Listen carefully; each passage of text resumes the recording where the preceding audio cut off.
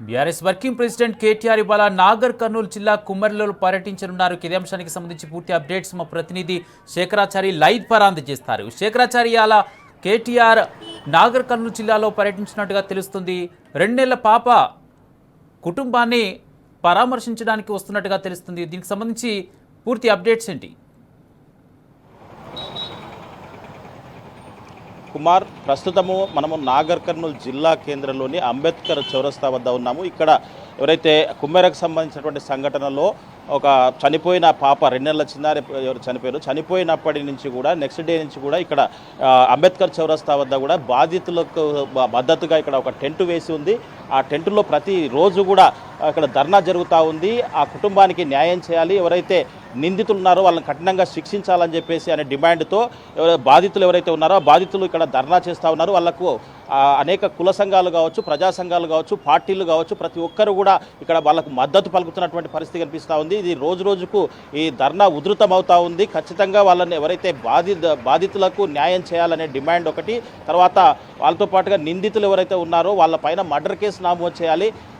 పాశవికమైనటువంటి దాడి జరిగింది, అసలు ఎక్కడ కూడా ప్రపంచంలో జరగనటువంటి దాడి, చిన్నారిని చిదిమేశారని చెప్పేసి కూడా పలువురు డిమాండ్ చేసినటువంటి పరిస్థితి కనిపిస్తూ ఉంది. ఈ క్రమంలోనే ఈరోజు ఇక్కడ ఈ బాధితులను ఈ నాగర్ కర్నూలు అంబేద్కర్ చౌరస్తా వద్ద ఉన్నటువంటి ధర్నా శిబిరానికి పరామర్శించడానికి బీఆర్ఎస్ పార్టీ వర్కింగ్ ప్రెసిడెంట్, మాజీ మంత్రి, ప్రస్తుత ఎమ్మెల్యే కేటీఆర్ గారు కూడా ఇక్కడికి విచ్చేస్తున్నారు. కాసేపట్లో అంటే మధ్యాహ్నంలోగా ఇక్కడికి చేరుకుంటారు. బాధితులు కూడా ఇక్కడ కాసేపట్లో వస్తారు. కొంతమంది ఇక్కడ దానికి సంబంధించినటువంటి ధర్నా శిబిరం వద్ద ఇక్కడ అంటే బాధితులను ఇక్కడ తీసుకొచ్చే ప్రయత్నం వాళ్ళు చేస్తూ ఉన్నారు. ఇక్కడే కాసేపట్లో ధర్నా కూడా ప్రారంభమవుతా ఉంది. ఈ ధర్నాకు సంబంధించి కేటీఆర్ పరామర్శకు సంబంధించినటువంటి అంటే వాళ్ళకు పూర్తి స్థాయిలో కేటీఆర్ గారు కూడా మద్దతుగా నిలవడమే కాకుండా వాళ్ళకు మనోధైర్యాన్ని కల్పించేందుకు వస్తూ ఉన్నారు. తర్వాత వాళ్ళను అన్ని విధాలా ఆదుకుంటామని భరోసా కల్పించడానికి వస్తూ ఉన్నారు. ఎవరైతే కాంగ్రెస్ సంబంధించినటువంటి అగ్రకులానికి సంబంధించినటువంటి అధికారాన్ని అడ్డం పెట్టుకొని దాడి చేసి ఒక చిన్నారిని చిదిమేశారని చెప్పేసి వాళ్ళ పైన పూర్తి స్థాయిలో అంటే ఎలాంటి ఇప్పటివరకు ప్రభుత్వం ఖచ్చితమైనటువంటి డిమాండ్ వాళ్ళ పైన శిక్షలు వేయలేదని చెప్పేసి, ఆ శిక్షలు పడాలని చెప్పేసి చాలామంది కూడా ఇక్కడ డిమాండ్ చేస్తున్నటువంటి పరిస్థితి కనిపిస్తుంది. దానికోసమే ఇక్కడ కేటీఆర్ గారు వస్తున్నారని చెప్తున్నటువంటి పరిస్థితి కనిపిస్తూ ఉంది. కొంతమంది ఇక్కడ ఈ శిబిరంలో ఒక 3-4 రోజుల నుంచి కూడా ఇక్కడనే ఉండుకుంటూ ఈ ధర్నాకు పూర్తి స్థాయిలో అంటే బాధితుల పక్షాన్ని నిలుస్తున్నటువంటి వాళ్ళు ఉన్నారు. చెప్పండి బ్రదర్, ఏంటి అసలు పరిస్థితి ఏంటి, అసలు ఎందుకు ఈ దాడి జరిగింది అనుకుంటున్నారు? ఈరోజు కేటీఆర్ గారు వస్తూ ఉన్నారు, కేటీఆర్ గారు కూడా మద్దతు పలకడానికి వస్తూ ఉన్నారు, కుటుంబానికి అండగా నిలవడానికి వస్తూ ఉన్నారు. అంటే దాదాపు ఎంతమంది రావచ్చు అనుకుంటున్నారు? ఈ ధర్నా ఎట్లా సాగబోతుంది? ఇక్కడ విషయం ఏమిటంటే, కుమ్మరి గ్రామంలో ఒక రజక బిడ్డ గుడి దగ్గరికి వెళ్తే ఆ రజక బిడ్డను టికెట్ తీసుకోమన్నాడు. టికెట్ ఇన్వెస్ట్మెంట్లో ఇప్పటి వరకు ఆ గుడి కలపలేదు. ఆ గుడికి ఇప్పుడే ఫస్ట్ పెట్టారు. ఆ టికెట్ పెడితే టికెట్ ఎందుకు ఇవ్వాలి, మేము రజక కులస్తులం అనేసి ఆ కులస్తులు అడగడం జరిగింది. అలా జరిగినప్పుడు ఆ రెడ్డి నాయకులు ఎవరైతే ఉన్నారో వాళ్ళను ఆ బాధిత కుటుంబాన్ని చితకబాదును మేమెందుకు ఇవ్వాలి, మా ఇంట్లో ఉన్న ఆడవాళ్ళను మీరు ఇష్టం వచ్చిన తిరుగుతున్నారు కదా, మీ ఇంట్లో ఉన్న ఆడవాళ్ళని అట్లే అంటే ఊకుంటామని ఆ గణేష్ అనే అబ్బాయి గ్రూప్లో మెసేజ్ పెట్టడం జరిగింది.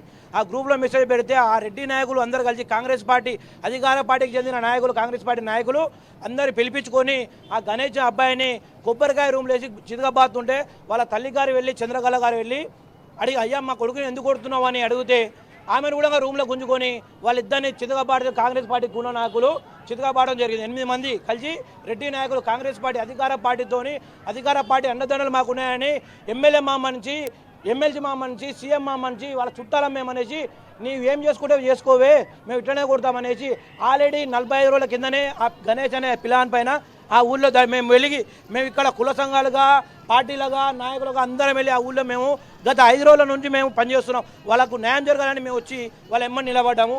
చితకబాస్తే ఈ మౌనిక అనే అమ్మాయి వెళ్ళి, నాకు చిన్న పాప ఉంది, నేను బాలేంతను, 2 నెలల పాప నా దగ్గర ఉంది అనేసి ఆ పాపను చూపించి వేడుకున్నా కానీ ఆ పాపను కాళ్ళతో అంతే దూరం వెళ్ళి పడి అప్పటి నుంచి ఆ అమ్మాయి ఏడ్చుకుంటూ అట్లనే ఏడుస్తుంది.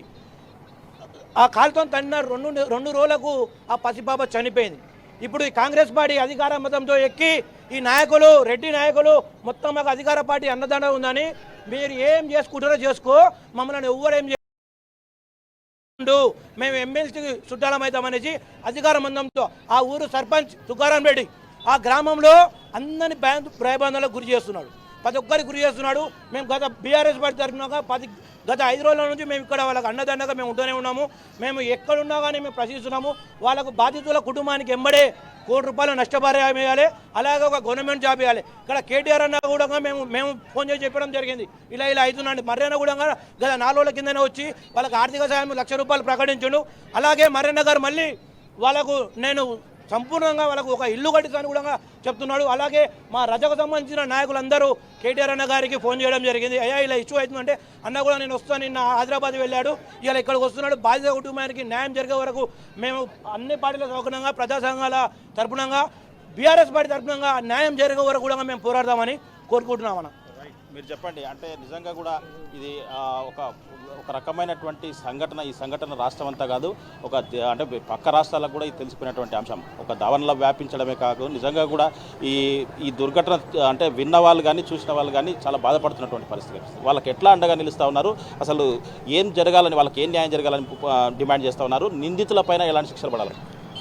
ప్రధానంగా ఎప్పుడైతే 18వ తేదీ ఈ యొక్క సంఘటన జరిగినప్పటి నుండి 18వ తేదీ గణేష్ అనే అబ్బాయి పైన దాడి జరిగింది. అట్లాగే ఆ కుటుంబ సభ్యుల మీద, మౌనిక మీద, అట్లాగే వాళ్ళ చెల్లెల మీద దాడి జరిగింది.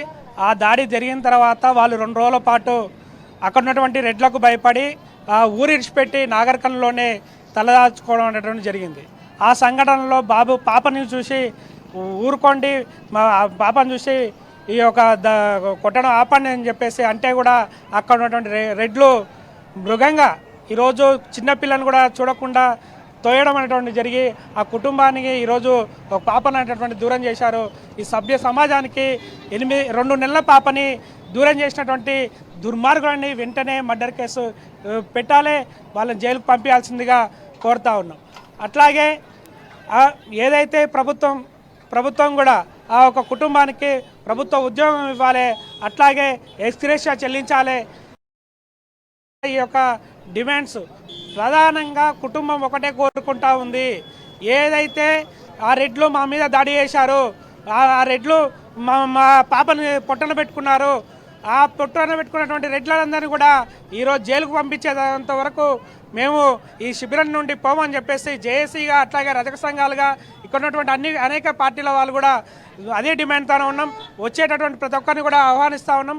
కేటీఆర్ గారు కూడా ఈ యొక్క కార్యక్రమానికి రావడానికి వెంటనే ఆయన కూడా వచ్చి మద్దతు తెలపడంతో పాటు ఆ పార్టీ నుండి కూడా సహాయ సహకారాలు అందిస్తూ రేపు అసెంబ్లీలో ఈ యొక్క అంశాన్ని కూడా లేవనెత్తి రజకుల కోసం ప్రత్యేకంగా ఒక రక్షణ చట్టం అనేటటువంటి అడుగుతూ ఉన్నాం. చాలా చోట్ల ఈ దాడులు జరుగుతూ ఉన్నాయి, ఈ అనేక చోట్ల అత్యాచారాలు కూడా జరిగినాయి. మా కోసం ప్రత్యేకంగా ఒక చట్టం కావాలని చెప్పేసి అడిగినాం. దానికోసం మేము డిమాండ్ చేస్తాం.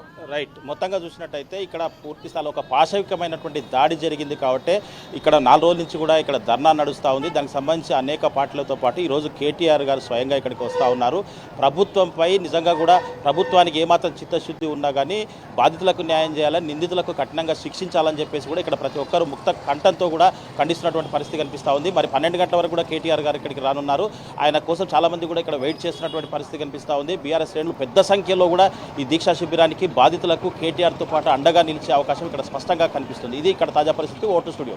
Right, thank you Shekharachari.